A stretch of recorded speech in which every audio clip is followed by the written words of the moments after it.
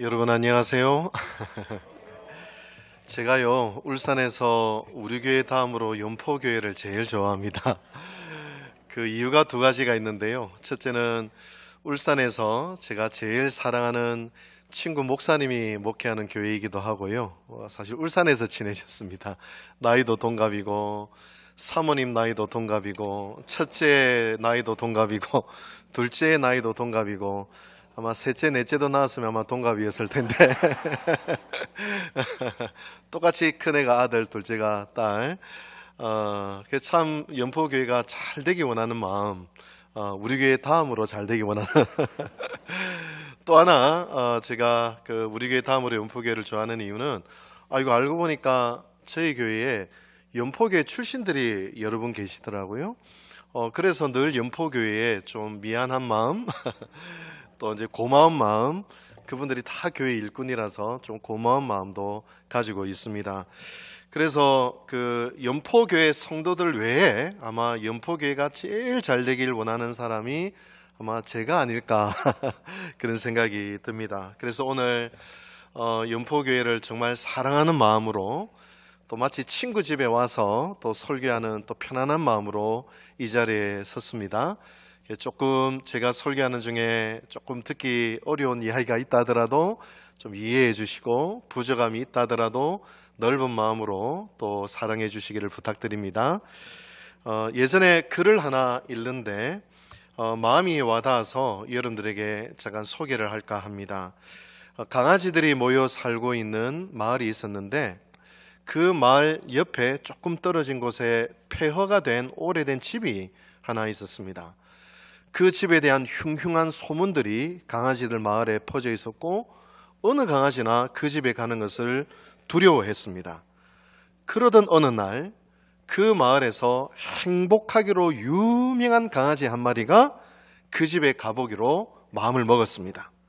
귀를 쫑긋 세우고요, 꼬리를 살랑살랑 흔들고 그 집 계단에 올라 그 현관문을 탁 열어보았더니만 그 집에 무엇이 있었을까요? 놀랍게도 그 안에는 100마리의 강아지들이 귀를 쫑긋 세우고 꼬리를 살랑살랑 흔들고 그 강아지를 밝게 맞이하고 있는 것 아니겠습니까? 방문했던 그 강아지는 집을 나오면서 생각을 했습니다. 이야, 정말 멋진 집이구나. 다음에 또 와야지. 이렇게 생각을 했어요. 그 소식을 듣고 같은 마을에 불만이 많기로 한 또 불만으로 유명한 강아지 한 마리가 또 그 집을 한번 찾아가 보기로 마음을 먹었습니다. 조심스럽게 계단을 올라가 현관문을 딱 여는데 그 안에 100마리의 강아지들이 무섭게 꼬라보고 있는 것 아니겠습니까? 이에 불쾌해진 강아지가 으르렁거리기 시작했고 그러자 100마리의 강아지들도 같이 으르렁거리기 시작했습니다. 그 모습을 보고 재빨리 집을 빠져나와서 그 불평으로 유명한 강아지는 이야, 정말 무서운 곳이구나. 다시는 오지 말아야 되겠다. 그렇게 마음을 먹었습니다. 여러분, 이 집은 어떤 집이었는 줄 아십니까? 사실 이 집 안에는요, 강아지는 한 마리도 없었습니다. 다만 그 안에는 100개의 거울만 있었던 것이에요. 여러분, 어쩌면 연포교회도 강아지들이 보았던 많은 거울이 있는 곳인지도 모르겠어요. 내가 누군가에게 환하게 미소를 지으면 아마 그도 나에게 환한 미소를 짓고, 내가 그에게 인상을 쓰고 찡그리면 아마 그도 나에게 인상을 쓰고 찡그릴 수 있고, 내가 누군가에게 손가락질을 하면 아마 그도 나에게 손가락질을 하며 비난할 수 있습니다. 거울로 가득한 그런 집이라고 생각해 보시기 바랍니다. 우리 연포교회가 어떤 집이 되어야 할까요? 정말 멋진 곳이구나, 또 한 번 찾아와야지, 그런 곳이 되어야 되지 않겠습니까? 아니면 정말 무서운 곳이구나, 다시는 오지 말아야 되지, 그런 곳이 되기를 원하십니까? 부디 여러분 한 사람 한 사람이 우리 연포교회는 정말 멋진 곳이구나, 다시 찾아와야지, 그런 교회로 만들어 가시기를 주님의 이름으로 축복합니다. 오늘 저는 하나님의 영광이라는 제목을 가지고 이 자리에 섰습니다. 제가 울산 삼산교회에 온 지 벌써 12년째가 되었더라고요. 참 12년 동안에 큰 은혜가 있었습니다. 정말 놀라운 은혜가 있었습니다. 저는 오늘도 연포교회 장로님들한테 이야기했는데 제가 교만을 조금 떨자면 저는 대한민국에서 가장 행복한 목사입니다. 그 행복한 그 교회의 비결을 한 토막 좀 말씀드리고 제가 돌아가겠습니다. 그렇게 이야기를 드렸습니다. 제가 이렇게 행복한 목회를 할 수 있었다고 고백할 수 있는 한 가지 핵심 가치가 있는데 그것이 바로 하나님의 영광입니다. 여러분, 정말 연포교회에서 행복한 신앙생활 하고 싶지 않으세요? 정말 성경의 초대교회에서 나타난 표적과 기적이 일어나고 하나님의 살아계심이 막 드러나고 하나님이 주시는 행복과 기쁨과 은혜가 넘치는 여러분 한 번 신앙생활 하는데 그런 교회에서 신앙생활 하고 싶지 않으세요? 그렇다면 오늘 제 설교를 조금 주의 깊게 들어주셨으면 좋겠습니다. AD 476년 세계 역사에 있어서 굉장히 중요한 사건이 하나 발생합니다. 그 위대한 로마 제국이 게르만 민족의 용병이었던 오도 아케르에 의해서 로마 제국이 무너집니다. 로마인들은 엄청난 충격을 받게 되죠. 마치 남유다 백성들이 바벨론에 의해서 멸망당했을 때 하나님의 성전이 있는 예루살렘이 어떻게 이방 민족에게 저렇게 처참하게 유린될 수 있을까 하는 그런 탄식이 로마 제국 국민들에게도 있었습니다. 당시 로마 제국은 기독교 국가였어요. 어떻게 저 야만 민족에게 하나님의 도성이 무너질 수 있을까라는 탄식과 함께 신학의 위기, 정신적인 방황이 로마인들에게 닥쳐오기 시작했습니다. 바로 그때 하나님은 한 사람을 예비시키시죠. 이탈리아 누르시아 지방의 위대한 하나님의 사랑 베네딕토라는 사람을 예비시키십니다. 베네딕토 수도회를 창립한 사람이기도 하고요.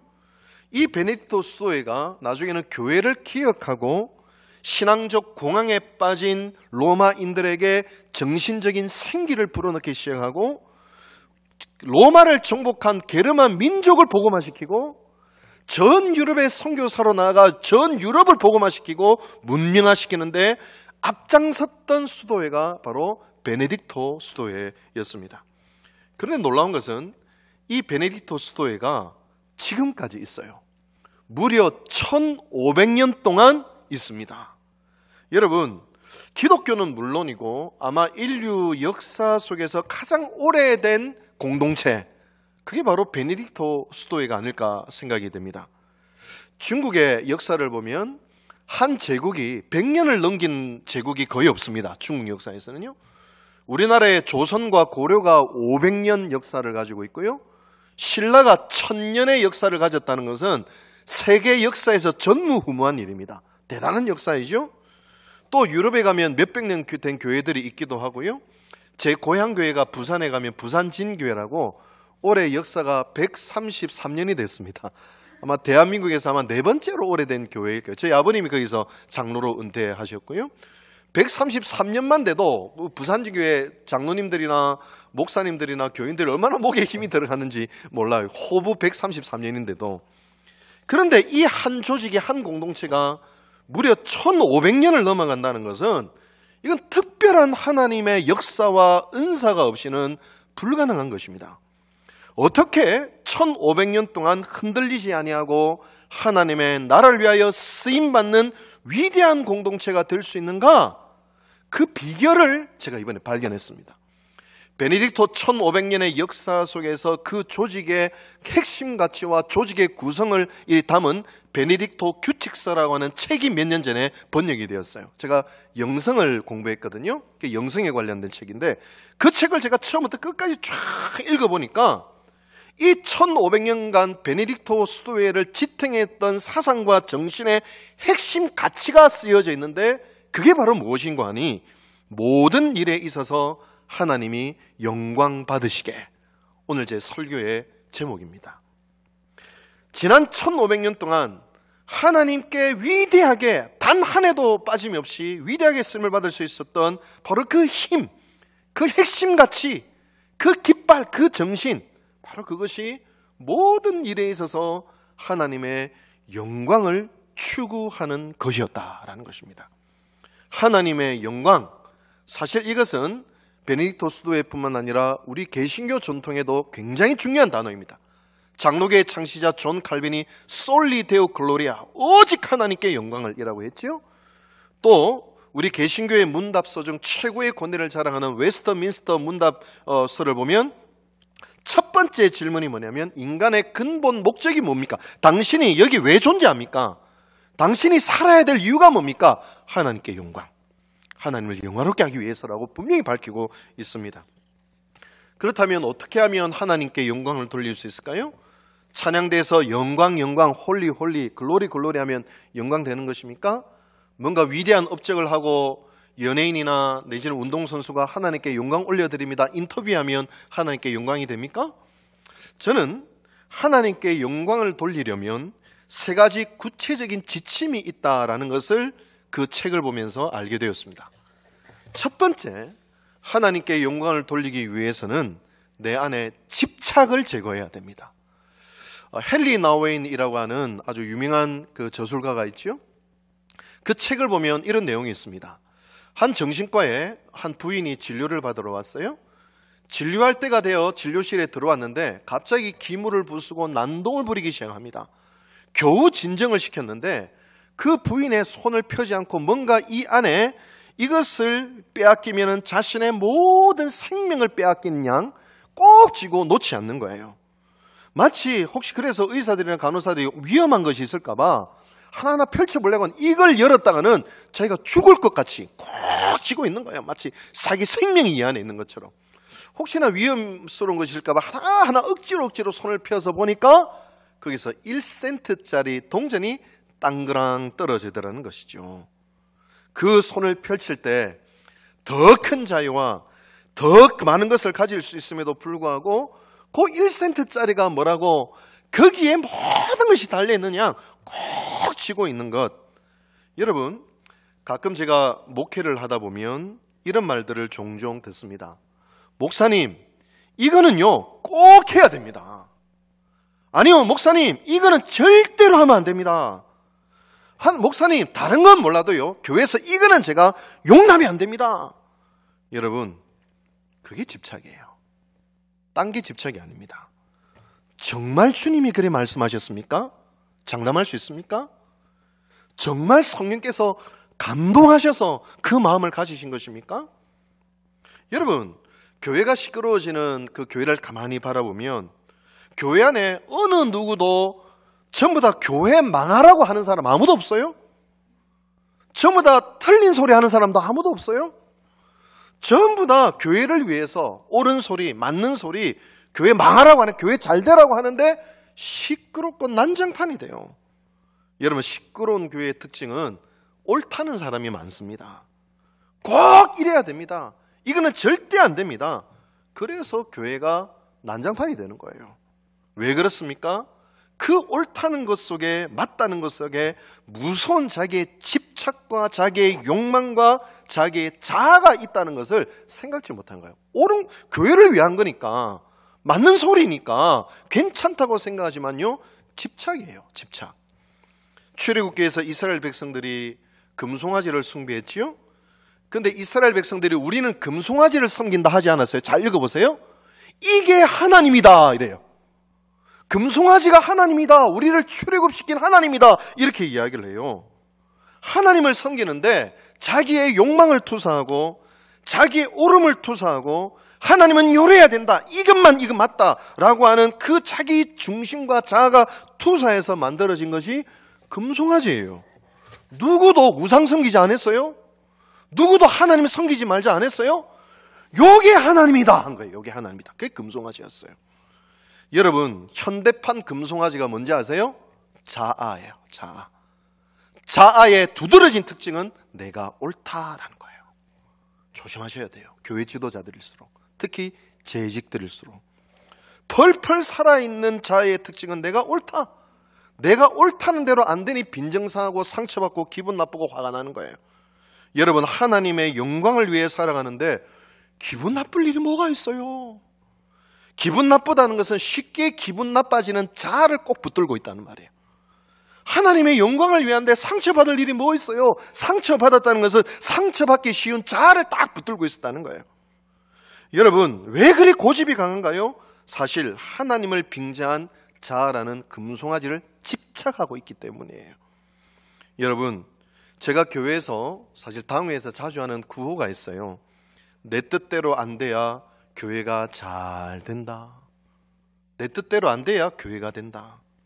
아니, 지도 지를 제대로 못하면서 자기 죄도 제대로 못, 자기도 자기를 어떻게 할 줄 모르는데, 자기 마누라도 제대로 못하고 자기 자식도 제대로 못하면서 지 마음대로 못하고 교회를 자기 마음대로, 이게 무서운 교만이에요. 여러분, 그렇지 않습니까? 나도 나를 제 마음대로 못하는데. 여러분, 집착을 버려야 하나님의 영광을 추구할 수 있습니다.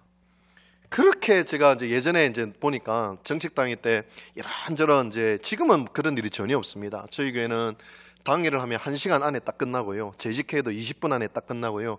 정책당회 1년 전체 하는 거 하더라도 3시간이면 딱 끝나버려요. 그냥 목사님 알아서 하십시오. 다 그렇게 해주시니까요. 근데 전에는 안 그랬어요. 서로 논리와 논리가 부딪히고 생각과 생각이 부딪히면서, 근데 1년이 지나고 나니까 99%가 이거 이래도 되고 저래도 되는데 괜히 그냥 혈압 올리면서 싸웠네. 1년 지나니까 이래도 되고 저래도 된 게 99% 한번 보세요, 여러분. 그리고 내가 철떡같이 목사로서의 옳다고 생각했는데 1년 지나니까 틀렸던 거예요. 그리고 저분이 틀렸다 생각했는데 1년 지나니까 저분 말이 맞았던 거예요. 이런 게 필비 99%가 그래요. 여러분도 아시겠지만 우리 교회가 27년 역사거든요. 2번의 큰 상처가 있었습니다. 완전히 우리 교회가 개척한 역사를 보면 교회가 완전히 반으로 짜개져 가지고요, 뭐 목사파 장로파 이래가지고요 막 그냥 해가지고 우리 교회가 개척이 됐어요. 그렇게 개척하신 목사님이 1년 만에 돌아가 버리셔서, 그때 우리 교단이었는데 그때 싸움의 과정 속에서 백석교단으로 들어갔어요. 그래서 목사님이 1년 만에 돌아가시니까 백석교단 부목사님이 우리 교회 담임 목사로 14년을 목회했어요. 착하신 분이셨다고 들었는데 여러 가지 문제가 얽히고 설켜서 제가 들어봐도 좀 어처구니 없는 일들이 많이 일어났다고만요. 특별히 재정 문제에 있어서 좀 문제들이 많았다고 제가 들었어요. 그래서 목사님이 쫓겨나셨어요. 덕분에 제가 담임 목사로 왔어요. 고맙게도. 이게 고마운 일인지. 12년 동안 제가 목회를 했어요. 근데 참 지금은 대한민국에서 제일 행복한 교회가 되었어요. 처음부터 그런 건 아니었죠. 근데 결정적으로 터닝 포인트가 되는 사건이 하나가 있었습니다. 행복한 목회, 성도들이 저를 신뢰하고 당회원들이 저를 신뢰하고 정말 박차고 나가게 되는 결정적인 계기가 하나가 있었어요. 그게 뭐냐면 목사님이 교회 앞에다 개척을 하셨거든요.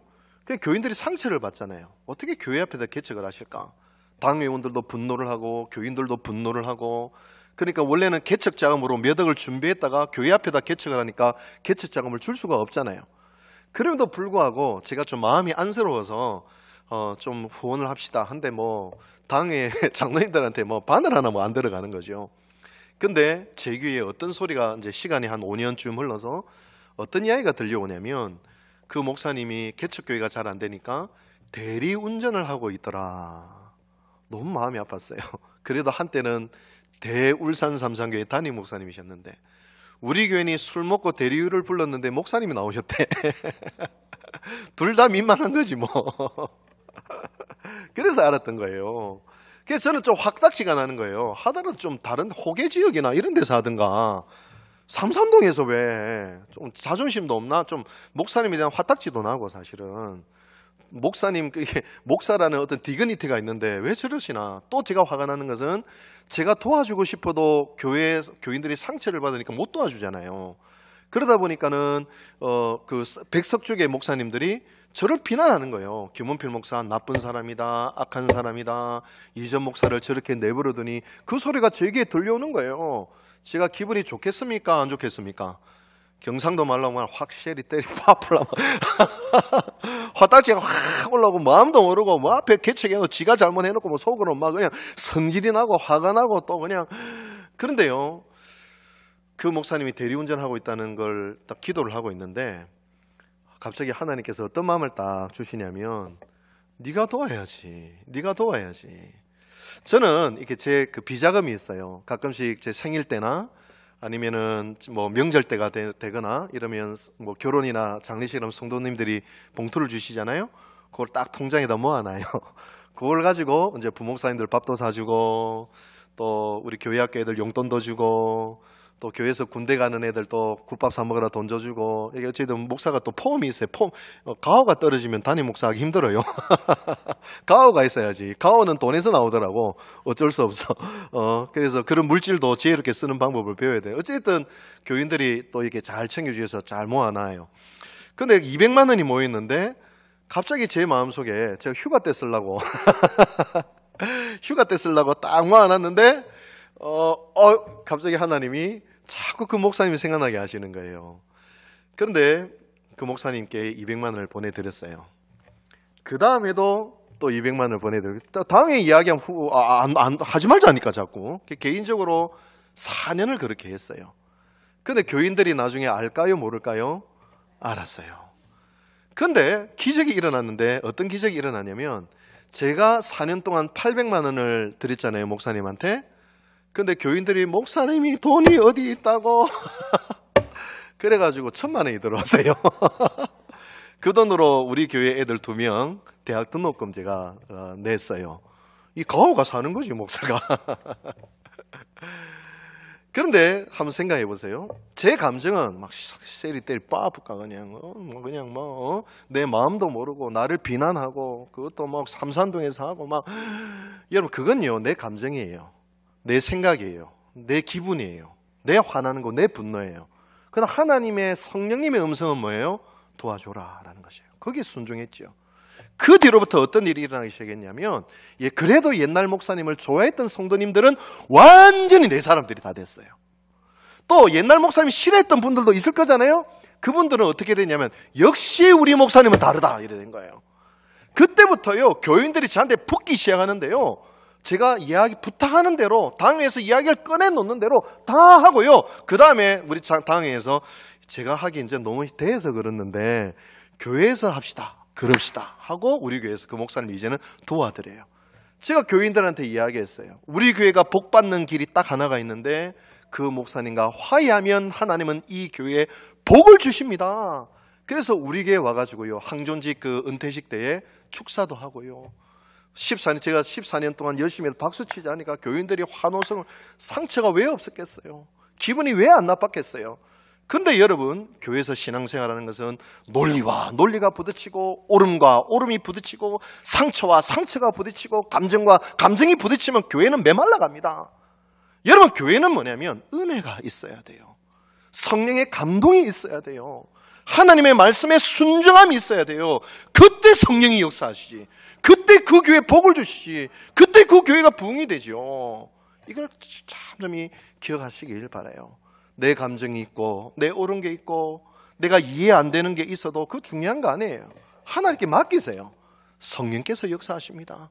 우리는 오직 성령의 감동을 따라 순종하고, 하나님이 말씀하시는 것 따라 순종하면요, 우리가 한 번도 경험하지 못한, 한 번도 눈으로 보지 못한 것을 눈으로 보게 되고요, 한 번도 귀로 듣지 못한 것을 귀로 듣게 되고요, 한 번도 체험하지 못한 하나님의 역사를 그때 체험하게 되는 거예요. 이게 신앙의 역사 아니겠어요? 여러분, 행복한 신앙생활 하고 싶으세요? 정말 기적과 표적이 나타나고 은혜가 넘치는 그런 교회가 되길 원하세요? 그러면 십자가의 삶을 살아야 돼요. 십자가의 삶이 뭡니까? 죽는 거잖아요. 자아가 죽어야 돼요. 내가 옳다, 내가 맞다, 이래야 된다, 저래야 된다, 이 집착 죽여야 돼요. 종교개혁자 마틴 루터가 이런 말을 했거든요. 내가 죽어야 그리스도가 사신다. 내가 살면 예수가 죽는다. 좀 내 생각과 안 맞으면 어떻고, 좀 내 뜻대로 안 되면 어떻고, 기분 나쁘면 어떻고, 이해가 안 되면 어떻습니까? 한번 그냥 목사님이 가자는 대로 믿음으로 한번 맡겨보세요. 어떤 역사가 일어나는가. 내가 죽으면 그리스도가 사십니다. 십자가는 내 자아가 죽는 거예요. 주님, 내 집착을 이제는 다 내려놓습니다. 오직 하나님의 영광만이 이 연포교회 가운데 이루어지기를 원합니다. 그런 고백 속에 나아가시는 우리 연포교회 모든 재직들 되기를 원합니다. 이 말은 다른 목적이 없어요. 우리 연포교회가 정말 행복한 교회가 됐으면 좋겠어요. 정말 표적과 기적이 나타나는 교회가 되기 원해서 말씀을 드리는 거예요. 두 번째로 하나님의 영광을 위해서는 성공과 실패에 대해서도 자유해야 합니다. 여러분, 자본주의 사회에서는 돈 많이 벌면은 뭔가 하나님의 영광이라 생각하고 성공하면 하나님의 영광이라 생각하는 경향이 굉장히 짙습니다만, 성경을 보니 하나님의 말씀에 절대적으로 순종한 예수님이 십자가에 달려 돌아가 버리셨네. 절대적으로 하나님의 말씀에 순종한 제자들은 전부 다 잔혹한 죽임을 당해 죽어버렸네. 여러분, 가령 우리가 돈을 많이 벌었습니다. 세상에서 성공했습니다. 교회에서 장로도 되고 또 교회도 부흥했습니다. 근데 적절히 죄를 짓고 적절히 타협하면서 그랬습니다. 하나님 보실 때 그 성공이에요, 실패예요? 그 성공이에요, 실패예요? 하나님 딱 보실 때 실패죠. 실패죠. 아니, 뭐 예수 안 믿어도 대한민국 10대 재벌 다 예수 안 믿잖아. 그럼 그걸 닮아가야 돼요, 우리가? 가령 그러나 하나님의 말씀에 절대적으로 순종하다 실패를 맛봤다. 그 성공이에요, 실패예요? 하나님 보실 때 성공이에요, 성공. 이게 이해가 안 되시면 안 돼요. 하나님 앞에서는 성공과 실패, 그리고 부와 가난, 건강과 질병, 사실 같이 중립이라는 것을 알아야 돼요. 위대한 하나님의 사람들은요, 성공을 통해서 하나님께 영광 올려드린 것보다 실패를 통해서 하나님께 영광 올려드린 게 훨씬 많은 거 아십니까? 내가 살아서 하나님께 영광 올려드린 것보다 죽어서 하나님께 영광 올려드린 것이 성경에 훨씬 많다는 거 혹시 아세요? 내가 부유함으로 하나님께 영광 돌린 것보다 하나님의 말씀에 따라가서 가난해진 것으로 하나님께 더 큰 영광 올려드린 거 혹시 아십니까? 성공과 실패, 칭찬과 비난, 건강과 질병, 사실 이것은 같이 중립이에요. 무엇이 좋다, 무엇이 나쁘다 평가할 수 없어요. 하나님께 영광이 되면 난 죽음도 선택할 수 있습니다. 하나님께 영광이 되면 나는 기꺼이 실패를 선택할 수 있습니다. 하나님께 영광이 되면 나는 기꺼이 가난도 선택할 수 있습니다. 이거예요, 이거. 제가 아주 감명 깊게 읽었던 고전 문학 중에 도스토예프스키가 쓴 까라마조프가의 형제들이라고 하는 책이 있습니다. 이 하이라이트는 대신문관 편인데 그 안에 보면 이 정신의학자인 프로이드라는 사람이 아마 인류 문학의 최고봉이다라고 표현한 부분이 바로 까라마조프가의 형제들의 대신문관 편이라고 하는 그 챕터예요. 이 내용을 보면 15세기 스페인 세빌리아 지역에 예수님이 오십니다. 우리 이 이야기를 우리 권사님들한테 진짜 오셨어요? 이러는데 이 소설의 이야기예요. 15세기 스페인 스페인은 그 당시 기독교를 수호하는 국가였어요. 그때 예수님이 세빌리아 광장에 오셔서 복음서와 똑같은 삶을 사시는 거예요. 복음을 전하시고 죽은 자를 살리시고 병든 자를 고치시고 복음서의 사건들이 똑같이 재현되는 거죠. 예수님이시니까. 당시 추기경과 대주교들이 예수님인 줄 알았을까요? 몰랐을까요? 알았을까 몰랐을까요? 알았어요. 왜냐하면 그들은 성경 지식이 많으니까, 예수님은 어떤 분이라는 것을 잘 알고 있으니까 예수님이라는 것을 대번에 알아버립니다. 그리고 감옥에 가다 버려요. 밤중에 예수님에게 찾아갑니다. 예수님, 왜 지금 오셨어요? 예수님 때문에 우리가 피곤해 죽겠어요. 예수님 때문에 우리가 불안해요. 그래서 예수님이 오히려 교회를 어렵게 하고 있어요. 재림 때나 오세요 하면서 화형시켜 죽여버립니다. 여러분, 그들이 지고 있는 교권, 그들이 지고 있는 어떤 욕망에 예수님이 걸림돌이 됐기 때문에 제거해버린 거죠. 우리 일상적인 삶에서는 이런 일이 안 일어납니까? 만약 주님이 울산 시내 한복판에 오셨다면 과연 울산 기독교 연합회가 예수님을 어떻게 대우할까? 예수님이 지금 여기에 계시다면 복음서와 똑같이 우리에게 행동하시고 말씀은 좋을 것만 같으세요? 좋을 것만 같으세요? 굉장히 부담스럽지는 혹시 않을까요? 여러분, 저희 아내 이야기를 잠깐 하면요, 저희 장모님이 주기철 목사님 혹시 아십니까? 혹시 주기철 목사 아시는 분? 정말로 주기철 목사님 아시는 분 손 들어주세요. 책으로 보셨어요? 대한민국, 우리나라에서 최고로 훌륭한 목사님 2명을 꼽으라면 딱 꼽히는 분이 주기철 손영원 목사님이죠? 평양 산정교회에서 신사참배에 반대하다가 순교하신 그 목사님이에요. 주기철 목사님. 한국 교회 역사 속에서 한국 교회를 상징하는 목사 한 사람을 꼽으라면 주기철 목사님 아니면 손영원 목사님 이렇게 꼽힐 거예요. 저희 아내의 할아버지가 외할아버지죠 사실은. 주기철 목사님이 안수한 평양 산정교회 장로였어요. 그래서 그 집안이 다 순교자 집안이에요. 저희 아내 할아버지 집안이 다 그 일제시대 때 순교하고 6.25 때 순교하고 순교를 했어요. 그러다 보니 그 할아버지는 살아서 이제 서울로 피난을 왔는데 가정 예배를 새벽 4시마다 가정 예배를 드렸대요. 장모님이 죽을 마신 거지. 나는 절대로 예수 믿는 사람하고 결혼 안 하겠다. 어긋나간 거예요. 그래서 장모님이 예수 안 믿는 우리 장인어른을 만나셨어요. 근데 결혼하자마자 성령의 불을 받아가지고 이게 안 맞아도 너무 안 맞는 거야. 그러니까는 장인어른은 또 그냥 자기 아내가 안 그러더만 갑자기 교회 다니기 시작하고 열심히 하기 시작하고 이러니까는 화가 난 거예요. 교회에다가 돈 다 갖다 바치는 거 아닌가, 목사하고 바람 나는 거 아닌가. 장모님이 예쁘거든요. 뭐 온갖 의심을 하고, 그리고 술 먹고 그냥 이 예배 때 와가지고 신기정 나와라 하고 예배 드리는데 막 그렇게 예배를 방해하고. 그게 우리 장인어른이 은행 지점장 출신인데 그냥 소주를 뭐 하루에 한 병씩 드시고 지금도 손을 이렇게 덜덜덜 뜨세요. 수전증이 방송 나가면 안 되는데 나가면 안 됩니다. 수전 들으면 큰일 난다 우리 장인어른한테. 수전증이 드드드 있는 거예요. 근데 우리 장모님이 진짜 죽기 살기로 하나님께 매달렸어요. 죽기 살기로 매달렸어요. 한 번은 저희 아내가 고등학교 3학년 때 고3이잖아요. 수련회를 가야 되는데 아내 몸이 약해요. 그래서 몸이 너무 아파서 수련회를 못 갈 상황이었는데 저희 장모님이 저희 아내한테 수련회 가서 죽으면 순교니까 가! 이런 거예요. 그래서 수련회 가가지고 아내가 쓰러져서 앰뷸런스 실려왔어요. 그래서 치료하고 또 수련회 참여했어요. 좀 약간 좀 광신자 같은. 그래서 저희 처남은 그 명덕 외고라고 서울의 외국어 고등학교를 다녔는데 그 주일날에 자꾸 주일 성수를 아예 못 하는 거예요. 뭐 한 번씩 하는 것도 아니고 아예 주일날 학교 오라 이러니까 저희 장모님이 학교에 딱 찾아가가지고 그러면은 학교 자퇴시키겠습니다. 학교보다 교회가 더 중요합니다. 그렇게 이야기한 거예요. 그랬던 저희 집안에 제 아내 집안에 어떤 역사가 일어나는가? 어떤 역사가 일어나? 저희 장인어른이 나중에요 부천에서 제일 큰 교회 장로님이 됐어요. 너 학교 자퇴해. 얘 교회 안 다니려거든. 학교 자퇴해. 이랬던 저희 처남이요 하버드를 나왔어요. 안 놀래시구나. 하버드를 나왔어요. 미국에서 박사학위를 받고요. 근데 얘가 또 목회를 해가지고 신학을 해가지고 지금 미국 감리교 목사가 돼서 백인들 목회를 하고 있어요. 백인들 목회를 하고 있어요.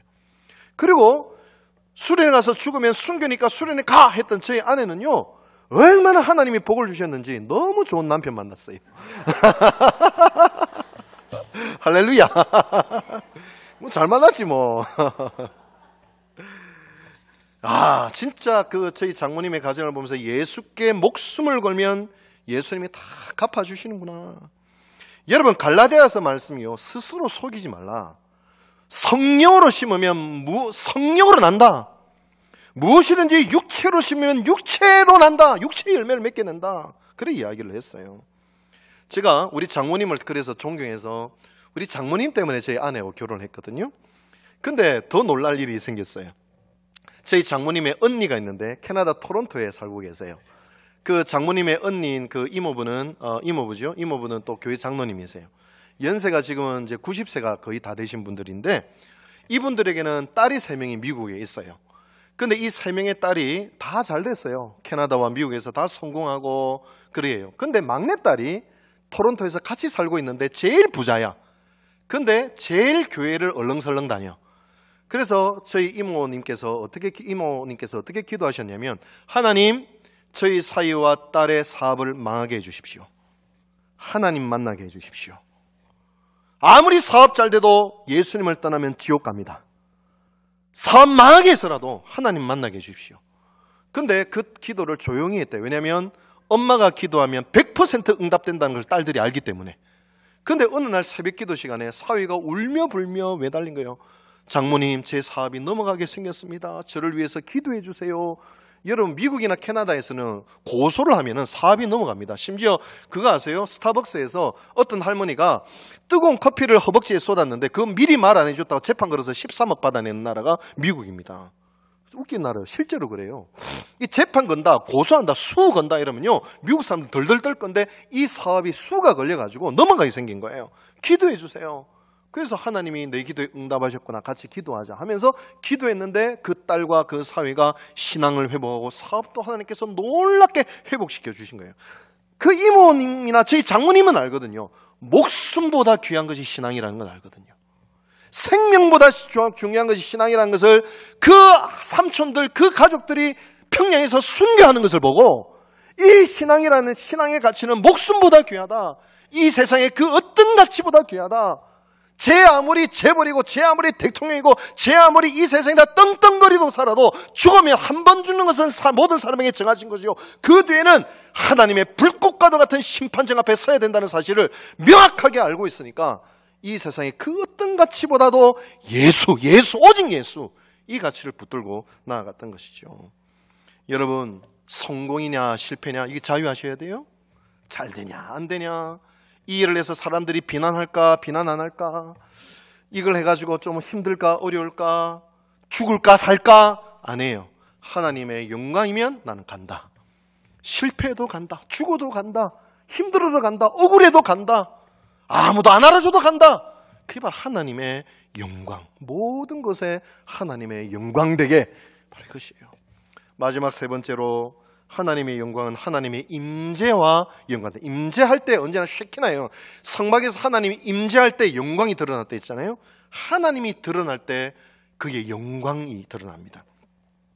얼마 전에 우리 교회에 교사대학이 있었는데요. 저희 교회는 교사가 한 90명 정도 이렇게 됩니다.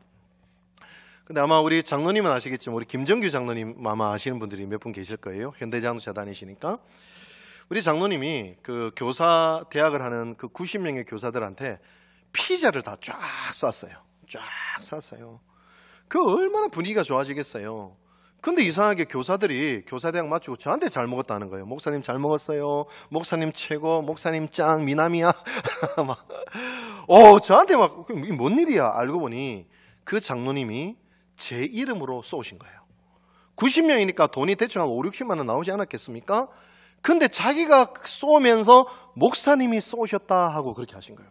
나중에 물어봤어요. 장로님 왜 그러셨어요? 물어보니까 제가 했다고 하는 것보다 우리 목사님이 했다고 하면 교인들이 얼마나 더 행복해야 하겠습니까? 그래서 그랬습니다.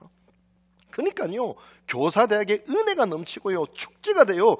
저는 한 것이 하나도 없는데 그냥 교사 그 자리가 그냥 뭐 천국의 잔치처럼 되어버리는 거죠.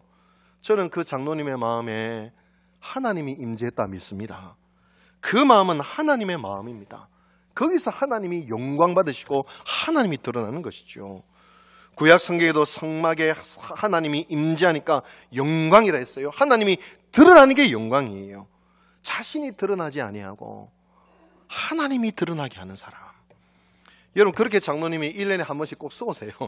그럴 때마다 목사님 하셨다. 제가 얼마나 인기 많은지 몰라요.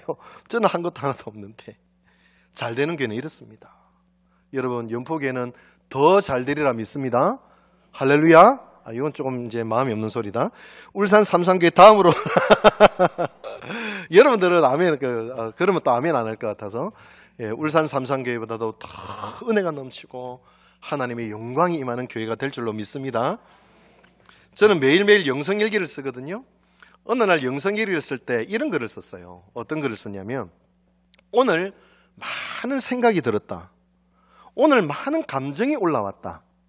잠깐 멈춰서서 이 생각과 이 감정이 어디서부터 흘러 들어와서 내 안에 어떻게 역사를 하고 어떻게 흘러가는지를 보았더니만 하나님이 보였고 마귀가 보였다. 이 글을 제가 썼어요. 우리 교인들이 굉장히 도전을 많이 받더라고요.